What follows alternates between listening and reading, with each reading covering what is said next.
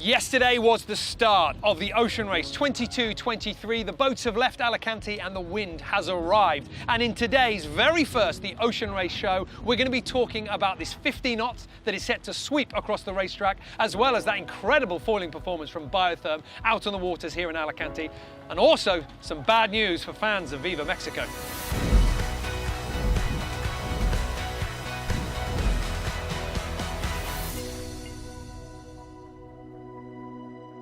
It was great to see the starting here in Alicante with absolutely fantastic breeze. Off the start line, you've got to hand it to Biotherm. They certainly put the hammer down and they motored right over the bow of 11th Hour Racing Team. And what really struck out for me was the difference in speed. Biotherm were up on the foils and absolutely ripping, while the Americans in the water, in displacement mode, and the difference in speed between these boats. We're going to see this play out around the world with those leads stretching out if you can get on your foils.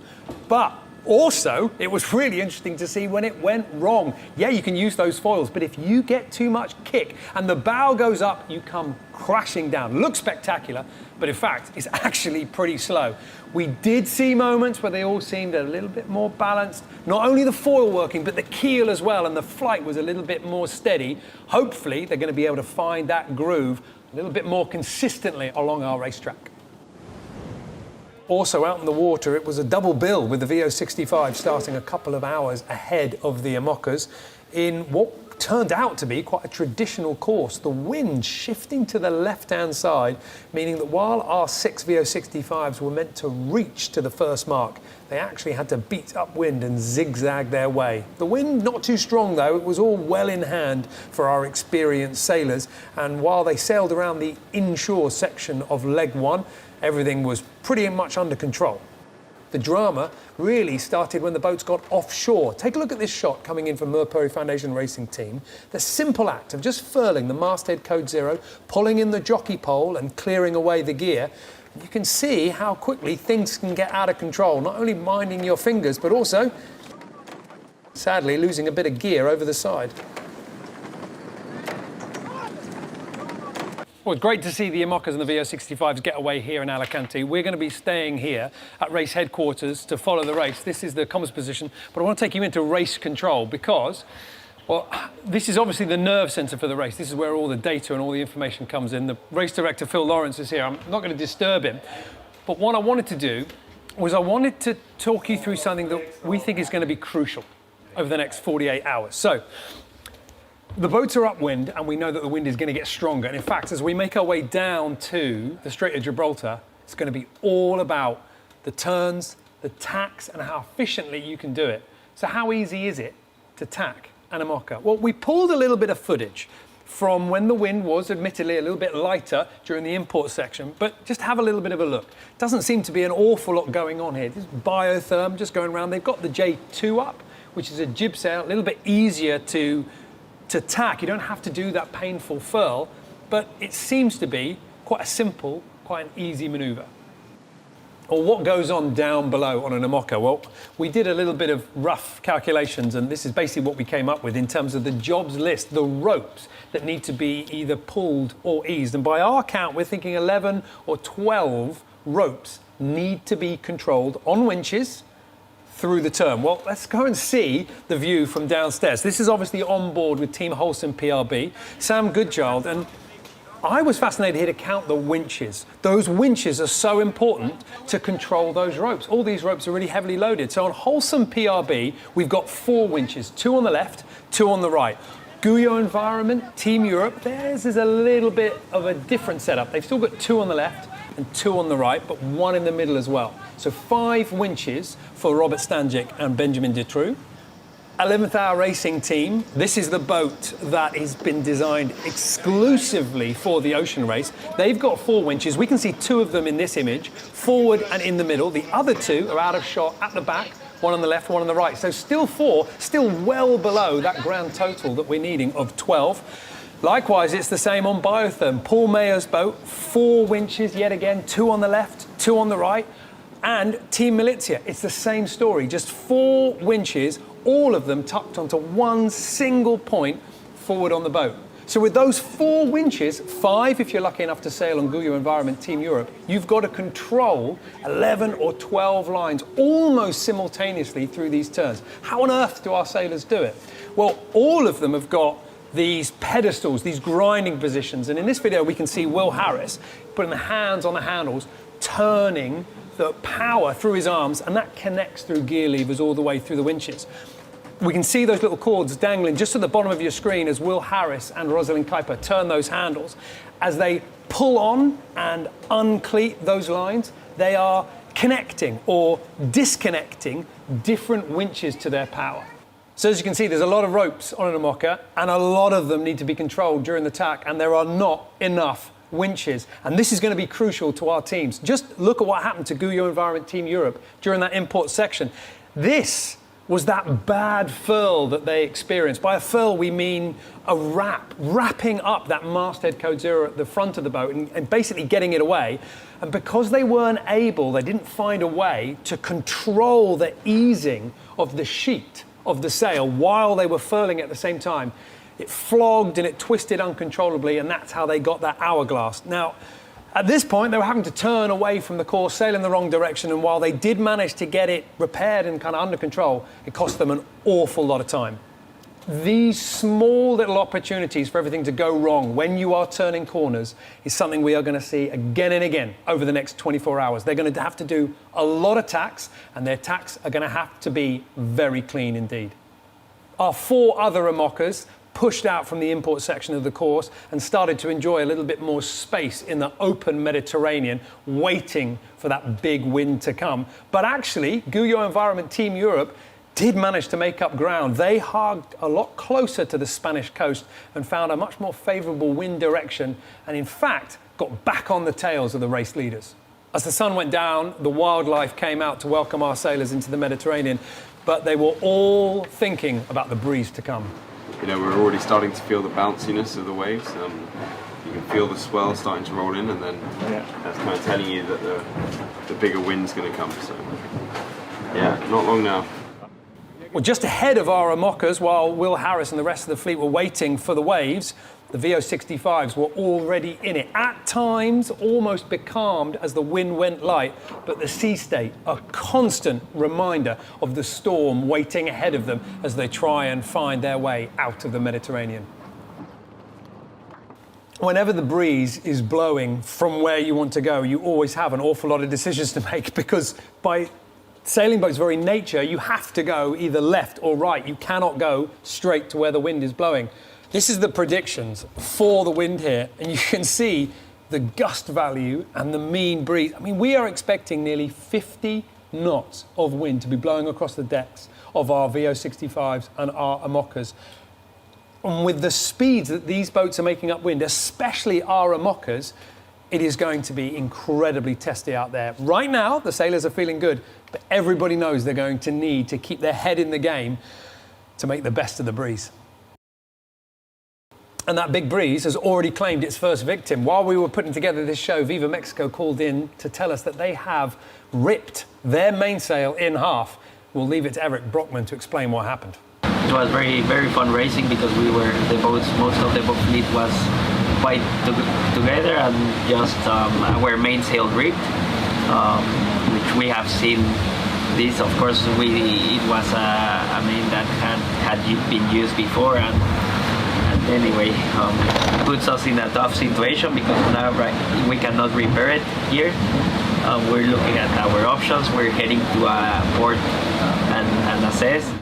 The next 24 hours is going to be dramatic, but the last 24 hours was so dramatic that there was so much stuff that we simply couldn't fit in today. We will be back with another show. We're going to keep our eyes wide on the racetrack and keep bringing you the moves that we think are important. But for the moment, we're going to leave you with everything that we just simply couldn't fit into today.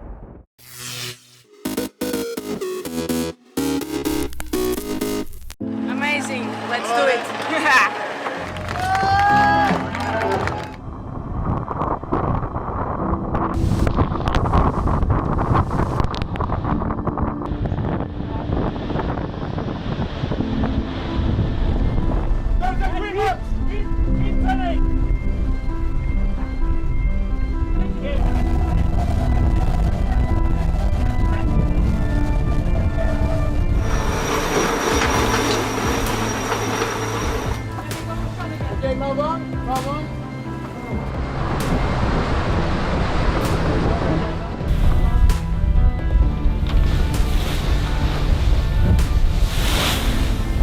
We had a bit of a sloppy start, but we managed to get back into the fleet. 2 boats behind us, 1 right next to us. Now the tough part will start, but now we're going upwind in a lot of breeze, so we'll be bouncy today.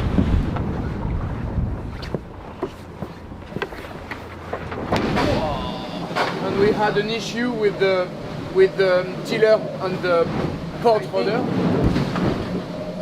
Sorry, I eat at the same time that I speak to you.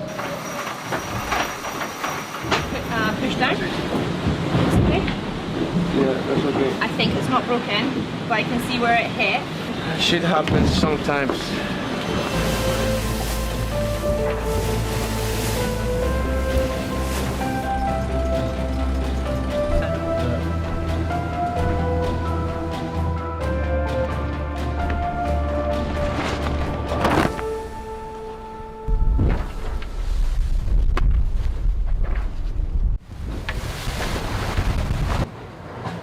I think so far it's been a pretty tiring night. I think we've done about 10 different sail changes, and it's basically been like inshore racing but all overnight. You know, we're already starting to feel the bounciness of the waves. You can feel the swell starting to roll in, and then that's kind of telling you that the bigger wind's going to come. So I'm trying to edit, but the screen is just going from side to side. It's really hard to see anything. Actually starting to feel a little bit seasick. Never had that before, but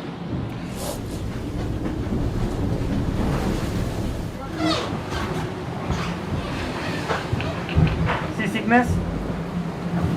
Yes, day number 2.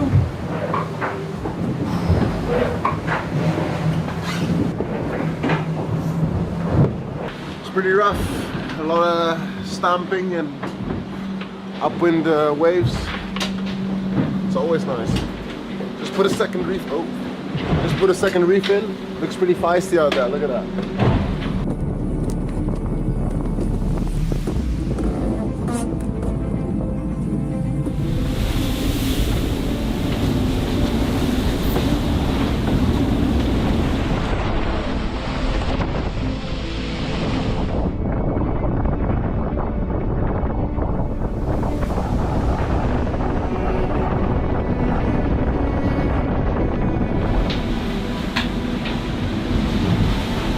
Disappointed right now after all the work to get to the start line in the past weeks. Our mainsail ripped.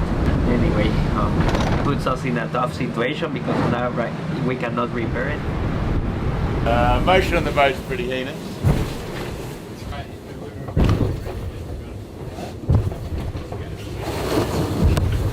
It's getting a bit windy out here now. Messed up, so take one in, it should go left when we come back in.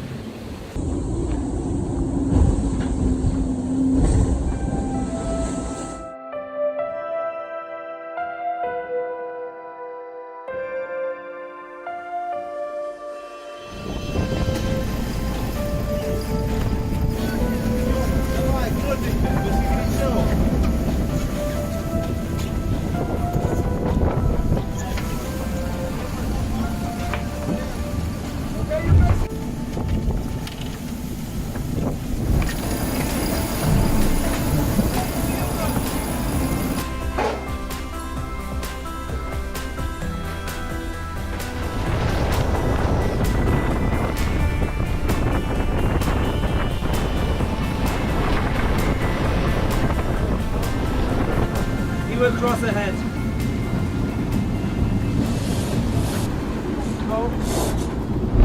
I can tell you when it feels about right. We have a no match rotation? No. Jay, breathe. No, easy. 3, 2, 1, let's go.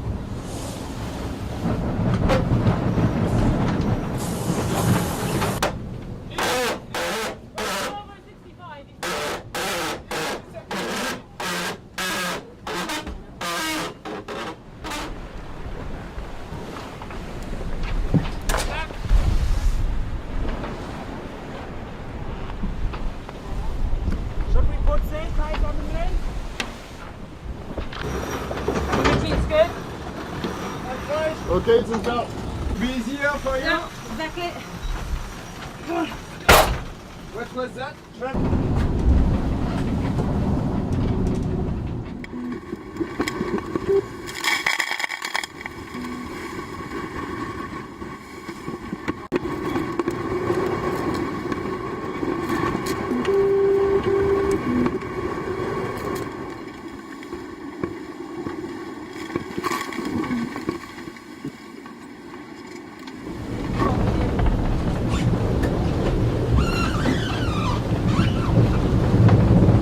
So currently we're at Gibraltar Rock, entering the strait, looking at pretty strong headwinds and currents as well.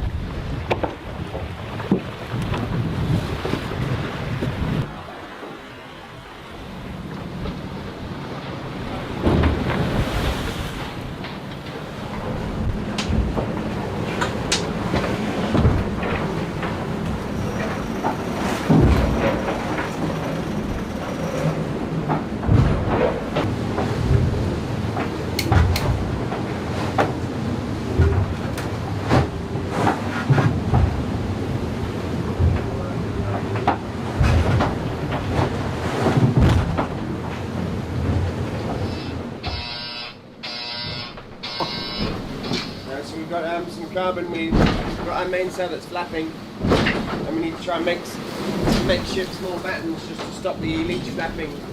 At the moment it's not a problem, but if the mainsail rips and breaks from flapping, then it could be a long way home. Max, je pense.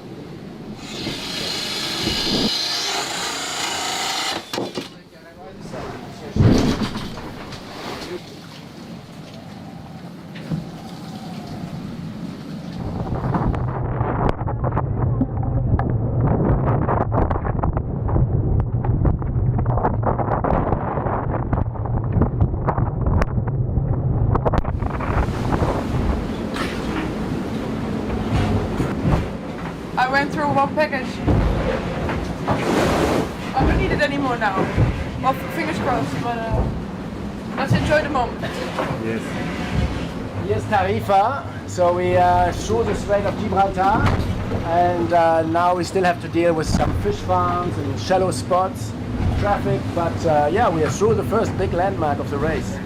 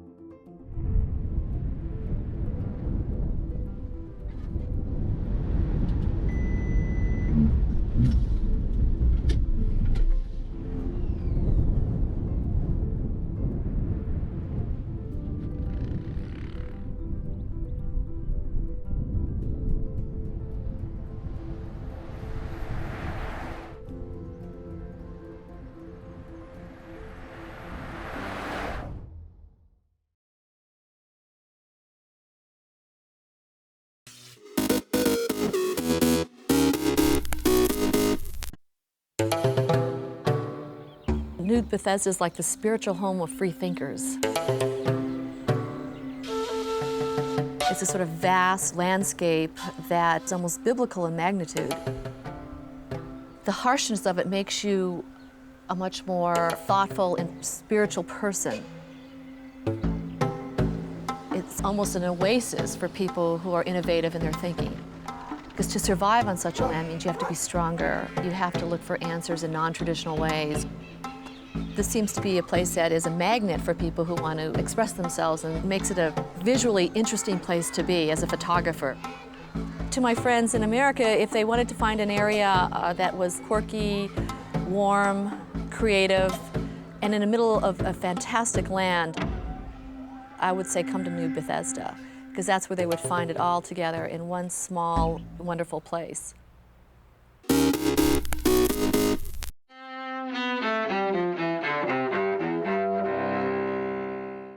Clasp a rare and radiant maiden. January 19, 1809. Quoth the raven, nevermore. Poet and author Edgar Allan Poe is born in Boston. Among his classic dark tales, The Raven and The Telltale Heart. 1807. Robert E. Lee, the Confederate general whose surrender spelled the end of the Civil War, is born in Westmoreland County, Virginia. 1966. Indira Gandhi is elected Prime Minister of India, becoming the first woman to lead the world's most populous democracy. 2001. As he prepares to leave office, President Bill Clinton admits making false statements under oath about his relationship with former White House intern Monica Lewinsky. The admission is part of a deal sparing Clinton from possible indictment. He also agrees to surrender his law license for 5 years. 1943. Freedom is just another word for nothing left to lose. Nothing. That's all that Bobby left me. Singer Janis Joplin, an icon of the 60s counterculture, is born in Port Arthur, Texas.